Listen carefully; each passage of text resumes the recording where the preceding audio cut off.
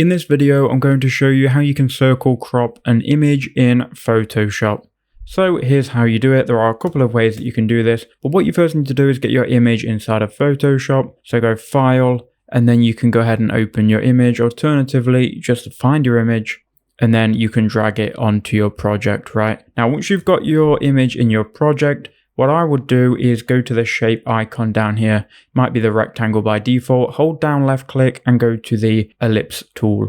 Hold down shift on your keyboard and then create your circle. You can create it to any size and resize it later. Once you've done that, go ahead and click enter. After that, you want to drag your image layer to the top of the shape and then go to the placement tool and move the image on top of the shape. Then right click on your image layer, create clipping mask, and that should then clip. You can then click Ctrl T, which will open up the transform tool and it will let you resize this. Then once you've done that, you can go ahead and click on the ellipse and you can change how big that is. You can also move that around as well to the position you want it. I hope that quick video did help you out.